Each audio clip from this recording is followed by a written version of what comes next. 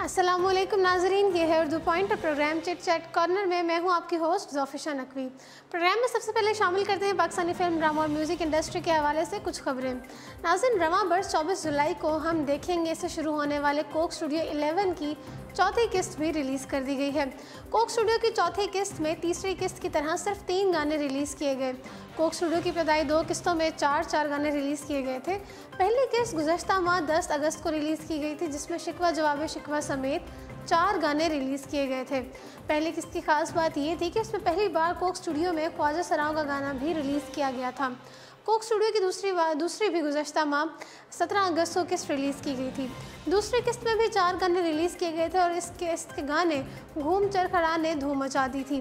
पहली किस्त के शिकवा जवाब शिकवा और दूसरी किस्त के घूम चरखड़ा के बाद तीसरी किस्त के तीनों गानों ने शायकीन को खूब महसूस किया। तीसरी किस्त को 24 अगस्त को रिलीज़ किया गया था, जिसमें मेरा पिया घर आया समेत 3 गाने रिलीज़ किए गए थे और तीनों ने शायकीन को खूब मुतासिर किया। तीसरी किस्त के गाने अल्लाह करेसी और रोए रोए ने से भी शायकीन बहुत खुश हुए। अब कोक स्टूडियो की चौथी किस्त रिलीज़ की गई है और चौथी किस्त में 3 गाने शामिल हैं। 31 अगस्त को रिलीज़ की गई चौथी किस्त के तीनों गाने शायकीन को मुतासिर करने में नाकाम हो गए। नाज़रीन, शुजा, हैदर और आयमा बेग ने अगरचा आतिश में अपनी आवाज़ को जादू जगा कर शायकीन को मुतासिर करने की काफ़ी कोशिश की, ताहम ये गाना भी शायकीन को मुतासिर करने में नाकाम हो गया। इस गाने की शायरी भी खुद शुजा हैदर ने ही लिखी है, जबकि उसे कंपोज भी उन्होंने खुद किया है। इसके अलावा फ़ारसी के मारूफ सूफ़ी शायर ख्वाजा उस्मान हारून के शोहरा आफाक गाने नमी दानम को चांद तारा ऑर्केस्ट्रा म्यूज़िकल बैंड ने गाया है, ताहम ये गाना भी शायकीन को मुतासिर करने में नाकाम हो गया। और मोमना मुस्तहसन और आसिम अज़हर के रोमांटिक गाने माही आजा ने भी शायकीन को कोई ख़ास मुतासिर नहीं किया। इस गाने की शायरी भी आसिम अज़हर ने लिखी है, जबकि उसे कंपोज भी उन्होंने ही किया है।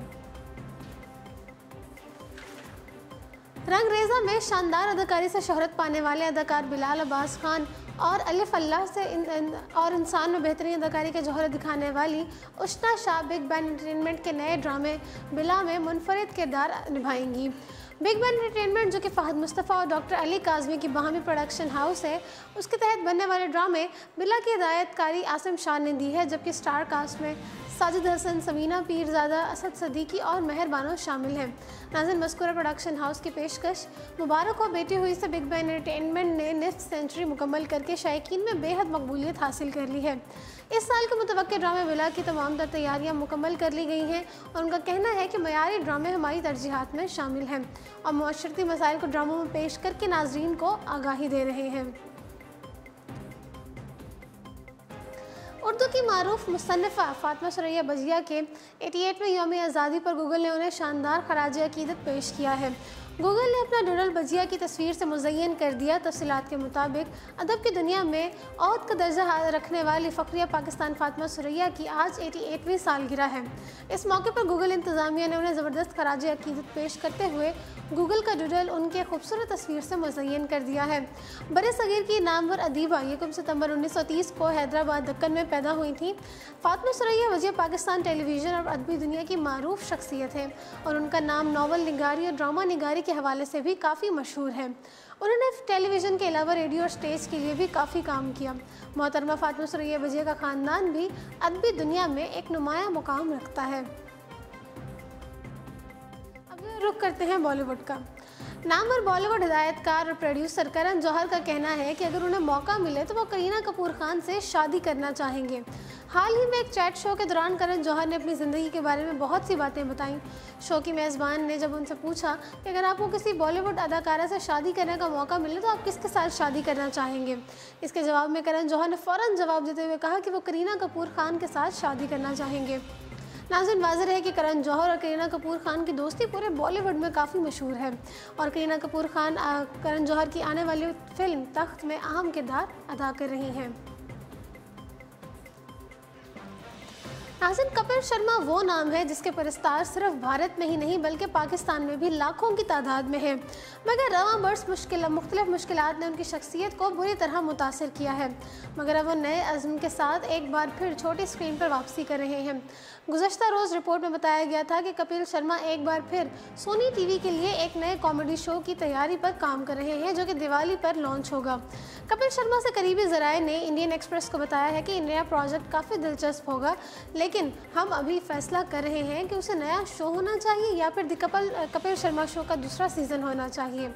नाज़रीन, कपिल शर्मा का जिस्मानी वज़न टीवी से दूरी के बाद बहुत ज़्यादा बढ़ गया था और बज़ाहिर सेहत भी ठीक नहीं रही थी, मगर अपने नए शो के लिए उन्होंने खुद को बदलना शुरू कर दिया है और उनकी नई तस्वीर सामने आई हैं जिन पर वो साहिल पर जॉगिंग कर रहे हैं ताकि जिस्मानी तौर पर पहले जैसे ही वो दोबारा हो जाएं।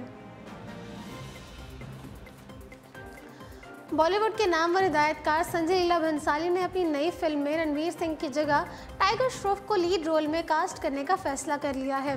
बॉलीवुड के चुलबुले अदाकार रणवीर सिंह फिल्म पद्मावत में अलाउद्दीन खिलजी के किरदार की वजह से आजकल हर हिदायतकार की पहली तरजीह बने हुए हैं और ख़ासतौर पर वो नामवर हिदायतकार संजय लीला भंसाली की गुज़श्ता तीनों कामयाब फिल्मों का हिस्सा रहे हैं, जिनमें रामलीला, बाजीराव मस्तानी और पद्मावत शामिल हैं।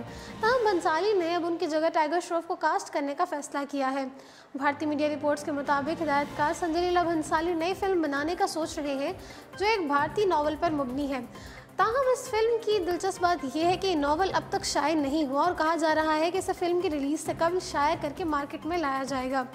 ज़राए के मुताबिक एक्शन हीरो टाइगर श्रॉफ भी अपने पसंदीदा हिदायतकार के साथ काम करने के लिए काफ़ी ज़्यादा बेताब है और किसी भी सूरत वो इस फिल्म को हाथ से जाने नहीं देना चाहते और इस फिल्म की शूटिंग के लिए बाकी तारीख के हवाले से अपना दीगर शेड्यूल भी आगे करने के लिए तैयार हैं।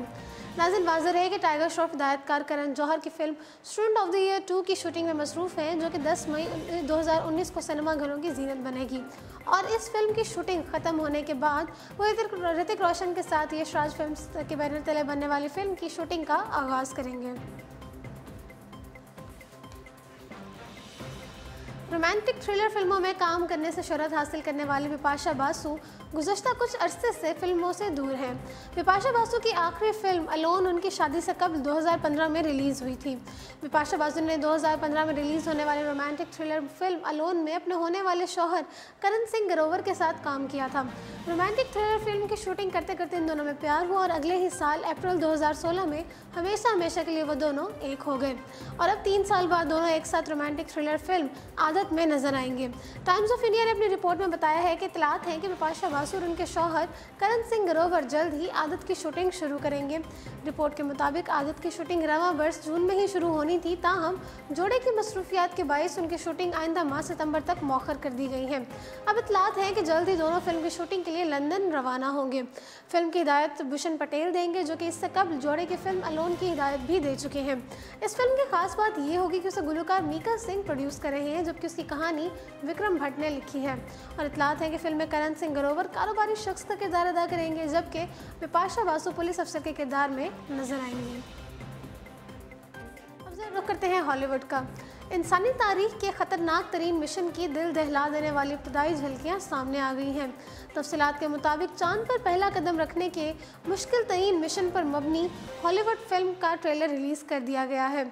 Science fiction film first man के नए ट्रेलर को नाक़दीन और नाज़रीन की जानिब से मुस्बत रद्द-ए-अमल मिला है और ये फिल्म चांद पर पहला कदम रखने वाले खलाबाज नील आर्मस्ट्रॉन्ग की हैरत अंगेज़ कहानी के गिर्द घूमती है, जिनमें उनके पेशा वराना सफ़र के साथ साथ उनके ख़ानदानी हालात को भी मंजर किया गया है।